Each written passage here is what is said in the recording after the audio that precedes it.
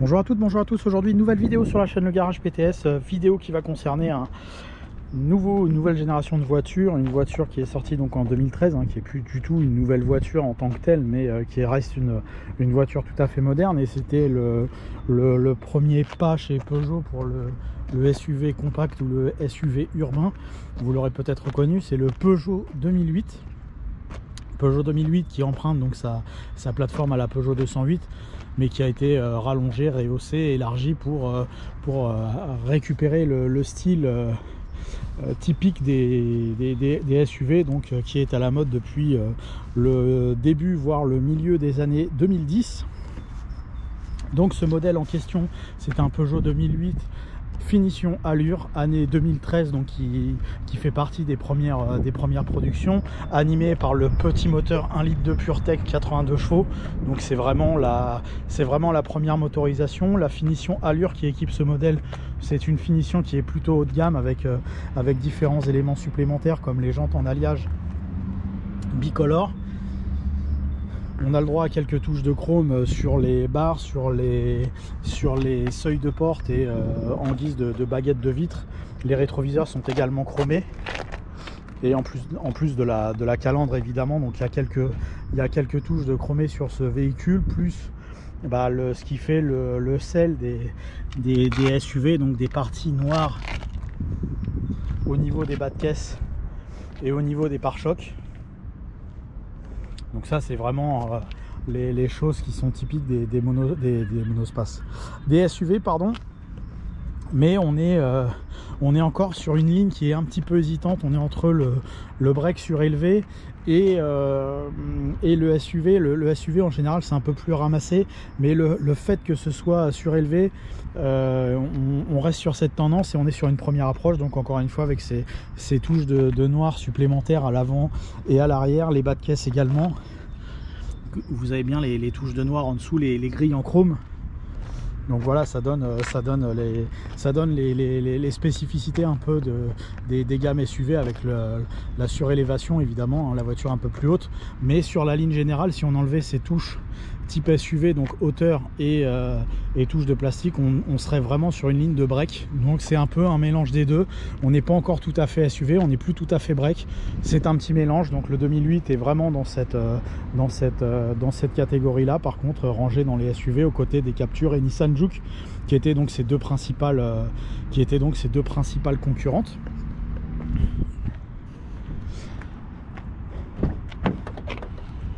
Et donc à l'intérieur de cette finition allure, on va trouver des sièges semi-cuir. Donc on peut voir qu'il y a plusieurs matières différentes. On a un tissu 3D ici, un tissu plat là. On va avoir un revêtement en cuir sur les pourtours du siège qui est très légèrement baqué. On peut le voir à droite et à gauche, les sièges sont un peu plus baqués que la normale. Et donc sur cette finition allure, on va retrouver différentes touches voilà, de gris gaufré. Alors même si la sensation est lisse sur la poignée, mais bon, les petits carrés là donnent une sensation que ça va être un peu carbone ou alu, mais en fait c'est du pur plastique. 4 vitres électriques, rétroviseur électrique rabattable automatiquement. On va avoir le traditionnel écran en plein milieu du tableau de bord sur la partie haute. Cet écran ne fait pas navigation GPS, il fait simplement fonction d'écran. Si vous vouliez le GPS en 2013, fallait rajouter au niveau du catalogue des options quelques centaines d'euros en fonction du modèle que vous souhaitiez. Par contre ça fait déjà Bluetooth, il y a déjà une prise auxiliaire, donc vous avez de quoi déjà brancher votre téléphone. Si votre téléphone fait GPS, ça suffira amplement. Vous allez avoir différents menus, différents paramètres. D'ailleurs il suffit d'appuyer sur le bouton menu et ensuite vous avez une navigation qui se fait. Alors le système est assez rapide je dirais, mais parce qu'il est tellement simple que finalement il est limite plus rapide et plus facile à utiliser que ceux des 308. Moi je trouve un peu plus récentes, celle qu'on a essayé il y a quelques semaines. Je trouve que le système est plus rapide. On est sur un système qui a été emprunté à la 208.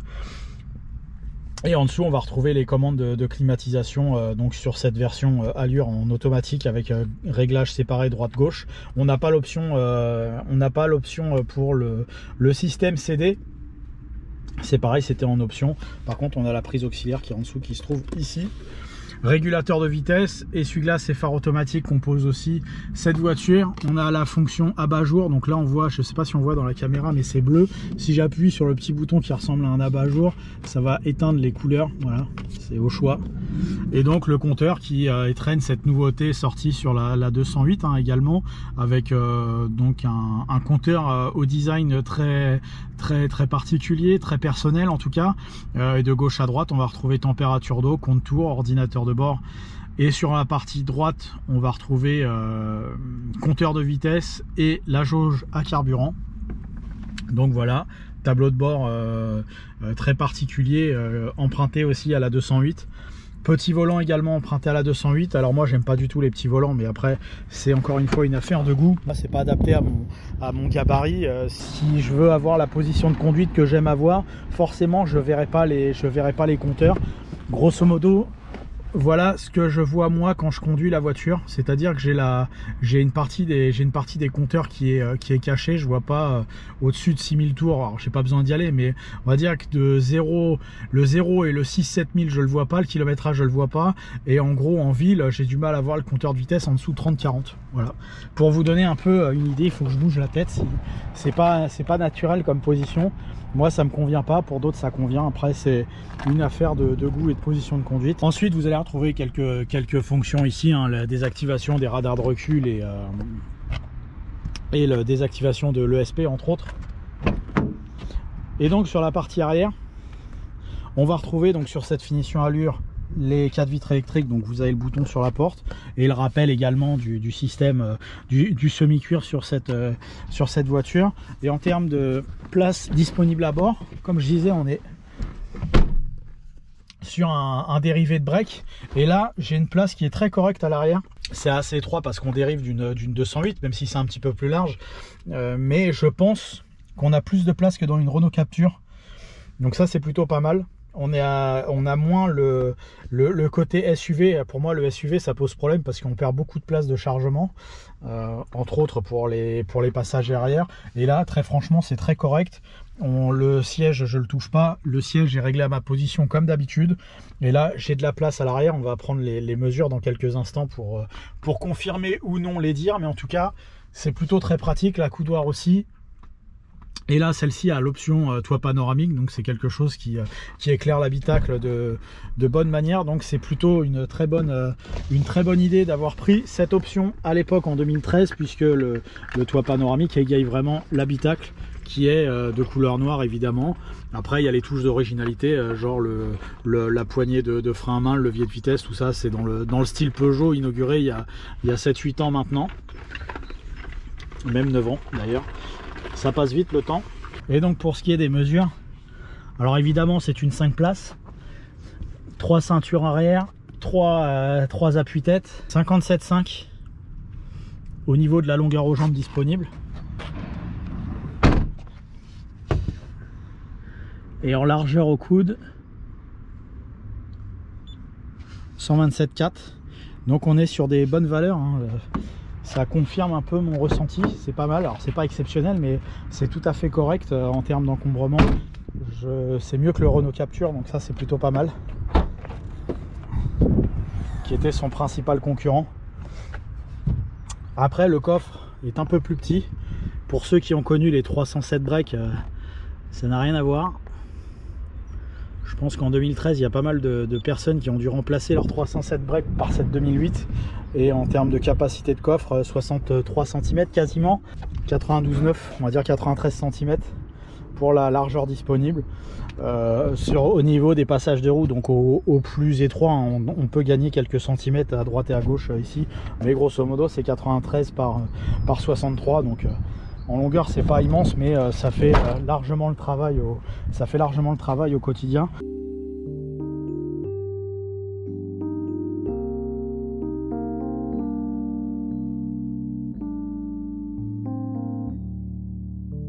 Donc finalement il y a assez de place.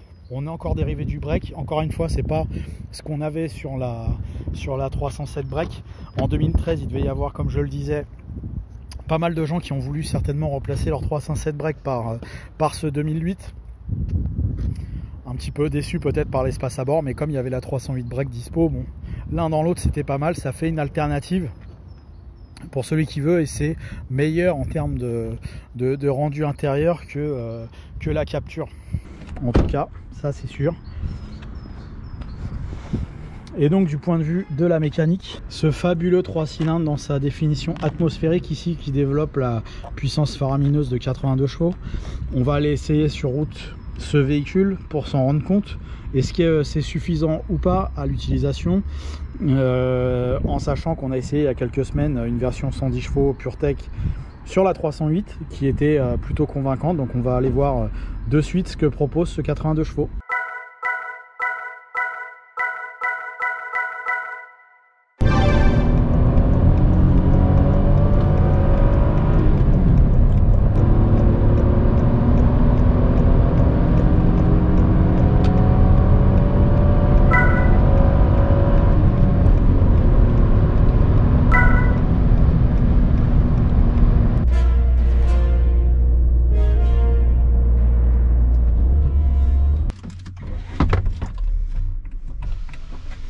Donc nous voici au volant de la 2008,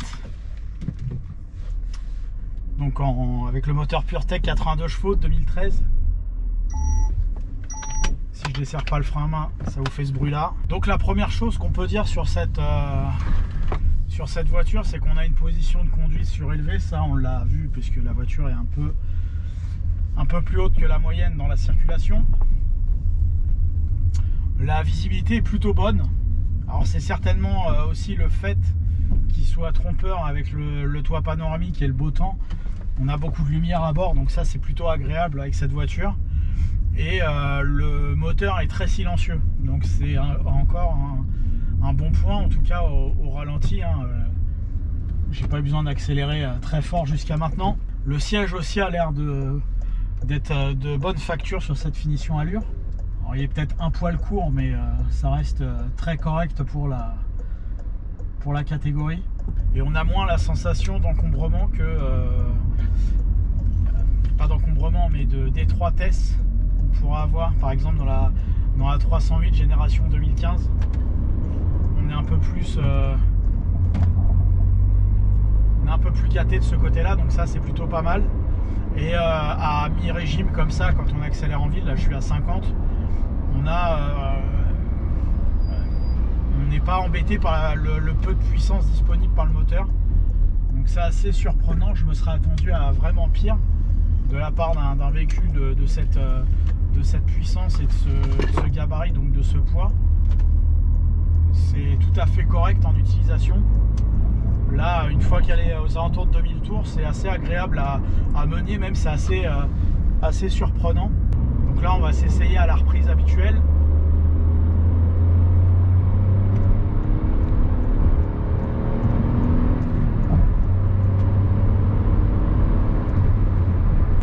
Alors c'est pas très violent, effectivement l'accélération elle est assez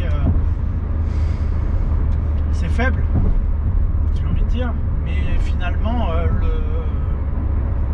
si on regarde pas le compteur de vitesse et on le voit pas monter très vite, donc on voit bien qu'on a un petit moteur, la sensation elle n'est pas désagréable, donc c'est plutôt bien. Le bon ressenti qu'on a vis-à-vis de la version suralimentée 110 se retrouve finalement dans cette version 82 chevaux. Alors évidemment, encore une fois, c'est pas très rapide, mais on a moins la sensation de creux que chez certains concurrents. Alors en moins puissant, j'avais déjà essayé le 1 litre SE en 70 chevaux là, de chez Renault. C'était catastrophique comme moteur. C'était vraiment creux, plat, il n'y avait aucun agrément disponible sur cette voiture. Là, c'est tout à fait honorable. Pas de contre-indication, en tout cas jusqu'à 110 km/h ça va. À 100 km/h on entend légèrement le moteur au niveau sonore. Par contre il n'y a pas de bruit de vent, les barres de toit c'est plutôt bien maîtrisé. C'est mieux que la Clio 4 ou la Capture de ce côté là. Donc ça c'est bien. Les bruits de roulement et les bruits de moteur, bon, c'est meilleure pour une voiture moderne, j'entends. C'est pas la meilleure, mais ça fait, on n'a pas besoin d'élever le niveau de la voix. Et finalement, pas désagréable à mener avec ce petit moteur. Je me serais attendu vraiment à pire. Les commandes globalement tombent bien sous la main. La tablette tactile, comme je disais tout à l'heure, est plus réactive, je trouve, que les systèmes un peu plus modernes. Alors il est certainement moins encombré par diverses choses, mais ça c'est un bon point pour cette voiture aussi, je trouve. Et la tenue de route, elle est à l'image de ce que sait faire Peugeot, donc très peu de roulis, un dynamisme dans le volant, et donc dans la tenue de route qui est de mise. Le petit volant sert à ça. Alors c'est un peu bizarre, je trouve, d'avoir mis autant mettre un petit volant dans une 208 pour donner un côté dynamique à la voiture, admettons, pourquoi pas. Mais c'est vrai que je trouve ça un peu plus bizarre sur un petit break de voiture qui devait être destiné essentiellement à des personnes du 3e âge ou quasiment, sur le marché du neuf. Là, sur le marché de l'occasion, c'est encore différent, mais au moment de sa sortie, son style assez classique devait plutôt attirer une clientèle un peu plus âgée, comme le Capture. Mais finalement, il y a des choses qui font très dynamique sur cette voiture et qui sont pas tellement raccord avec l'image extérieure qu'elle pourrait donner. La qualité des plastiques est assez variable sur cette voiture. C'est plutôt pas trop mal assemblé. Il y a des plastiques de bonne facture, je dirais, sur la partie centrale. Par contre, en bas et en haut, c'est vraiment pas terrible. Ça sonne très creux. Donc après, le design, c'est le design de la 208. Donc on aime ou pas, ça c'est affaire de goût. Encore une fois, le bruit moteur à l'accélération, on l'entend, c'est un 3 cylindres, 82 chevaux. Donc ça fait le bruit d'un 3 cylindres, pas particulièrement agréable. Donc finalement, pour moi, le point noir de cette voiture se résume véritablement au petit volant. Moi, j'ai vraiment du mal avec ça.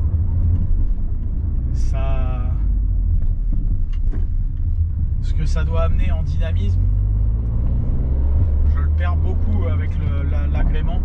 Esthétiquement, c'est pas très joli, et à l'utilisation, le fait que ma vue soit un peu masquée me dérange aussi. Ou alors il faudrait que j'ai le siège très haut, et ça, j'aime pas conduire en hauteur, donc voilà. Mais finalement, hormis ce point négatif lié à la position à la position du volant,